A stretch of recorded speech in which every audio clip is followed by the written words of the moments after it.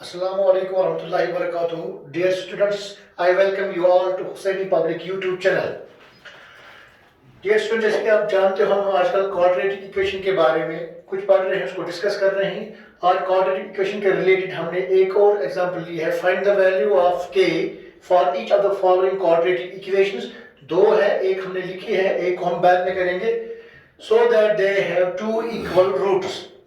जैसे 2x² + kx + 3 is equal to 0। इसके जो रूट्स है, जिनको हम जीरोस भी कहते हैं, वो इक्वल है, दोनों बराबर है। तो उसके बुनियाद पर हमें k का वैल्यू निकालना है, k का वैल्यू क्या होगा। तो इसको हम पहले ही कंपेयर करेंगे जनरल क्वाड्रेटिक इक्वेशन के साथ, जो है ax² + bx + c is equal to 0। यहां से हम a, b और c के वैल्यूज ढूंढेंगे। और क्योंकि यहाँ पे क्वेश्चन में कहा गया है कि इनके इक्वल रूट्स है, यानी कि डिस्क्रिमिनेंट जो कि d है, b² - 4ac, वो इक्वल है। और वो इक्वल तब होता है जब d होगा बराबर 0। तो ये चीजें नजर में रखनी है और इसके जरिए हमें इसको हल करना है। तो मैं लिखूंगा यहाँ पे here a is equal to, when x के बदले x² है तो a के बदले यहाँ पे 2 है।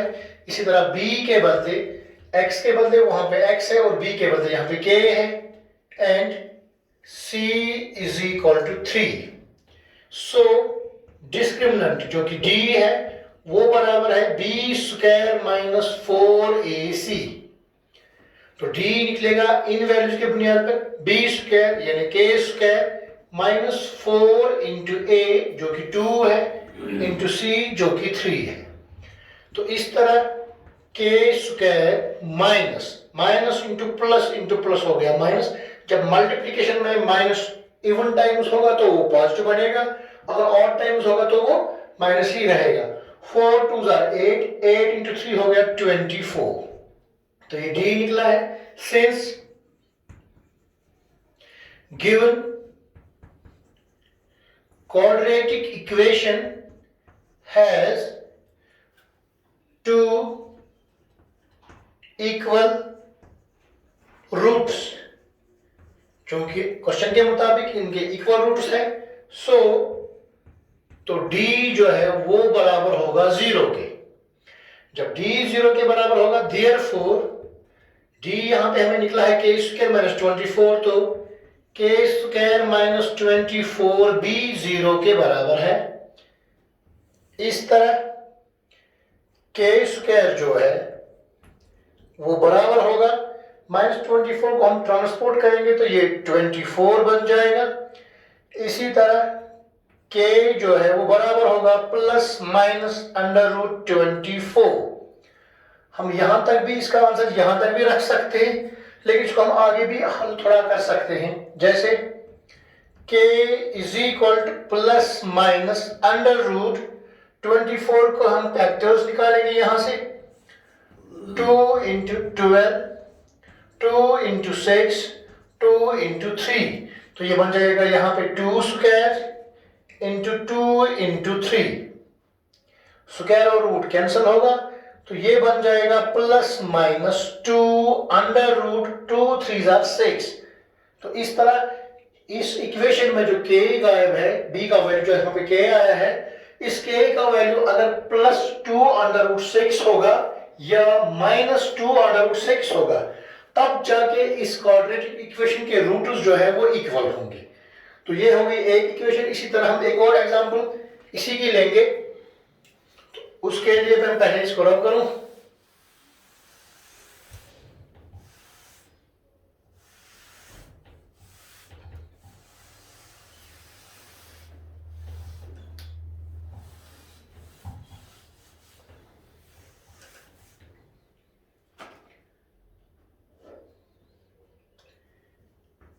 kx into x plus x -2 + 6 is equal to 0।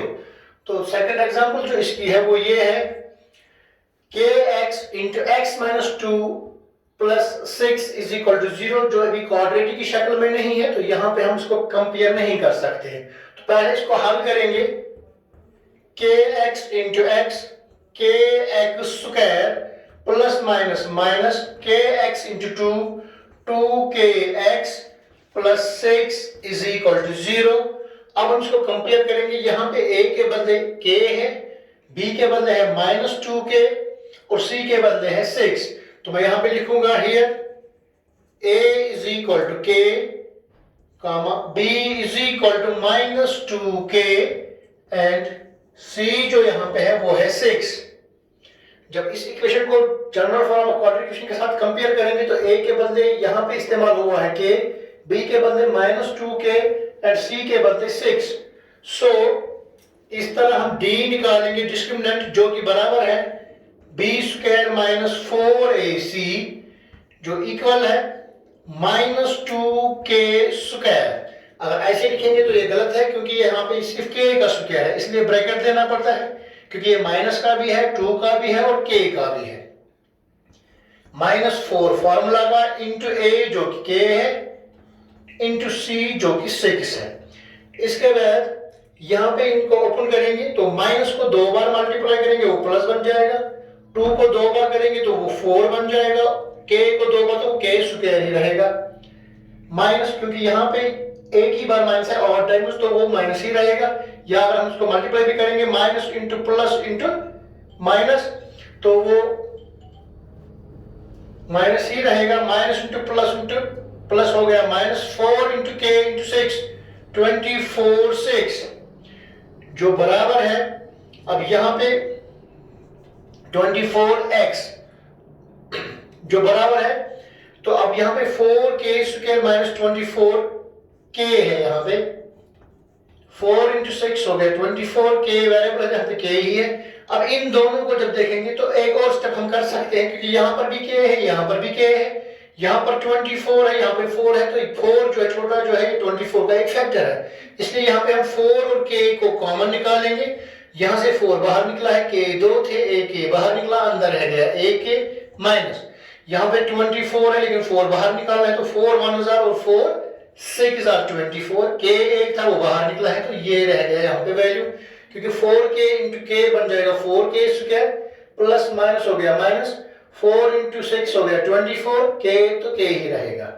मगर क्वेश्चन के मुताबिक इस जो क्वाड्रेटिक इक्वेशन है इसके वैल्यू हमें तब निकालना जब इसके रूट्स जो है वो इक्वल है, तो लिखूंगा मैं यहाँ पे since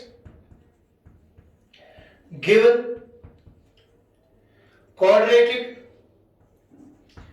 equation has two equal roots, इसके जो इक्वल रूट्स जो है तो इसलिए d जो है therefore तो d जो है वो 0 के बराबर होगा। बट यहाँ पे d हमें निकला है 4k इंटू k - 6, तो मैं लिखूंगा यहाँ पे which implies 4k into k - 6 is equal to 0। अब दो फैक्टर्स है, या तो ये 0 होगा या ये 0 होगा, क्योंकि अगर मैं आपको कहीं भी बोलूंगा a into b is equal to 0, दो मुझसे गायब है, तो किसी का वैल्यू पता नहीं है, या तो a 0 होगा तब जाके 0 इंटू b भी 0 बन जाएगा, या b 0 होगा तब जाके a इंटू 0 0 बन जाएगा, या दोनों 0 होंगे। इसी तरह हम यहां पे लिखेंगे इधर 4k is equal to 0, therefore अगर 4k 0 होगा तो k होगा बराबर 0/4 या k होगा बराबर 0, लेकिन ये मुमकिन नहीं है। अगर k 0 होगा तो ये क्वाड्रेटिक इक्वेशन ही नहीं बन पाएगी क्योंकि यहाँ x² को इंटू है k के साथ, तो अगर k 0 होगा तो x² भी मौजूद नहीं रहेगा, फिर ये लीनियर रहेगी। इसी तरह जो ये k का वैल्यू 0 है ये सही नहीं है, इसलिए हम इसको यहां पे कर सकते हैं रिजेक्ट। और अगर ये नहीं होगा तो क्या होगा, और k - 6 जो है वो 0 हो सकता है, तब जाके therefore k जो है वो निकलेगा बराबर 6। हेंस k का वैल्यू जो है वो 6 होगा, 0 नहीं होगा, क्योंकि 0 से ये क्वाड्रेटिक बरकरार नहीं रहेगी। जब क्वाड्रेटिक नहीं होगी तो फिर इक्वल रूट्स किसके होंगे, तो तभी दूसरा वैल्यू k का निकला है 6, तो वही सही वैल्यू है जो हमें चाहिए। तो आज के लिए इतना काफी है, खुदा हाफिज, इंशाल्लाह अगली वीडियो में फिर मिलेंगे।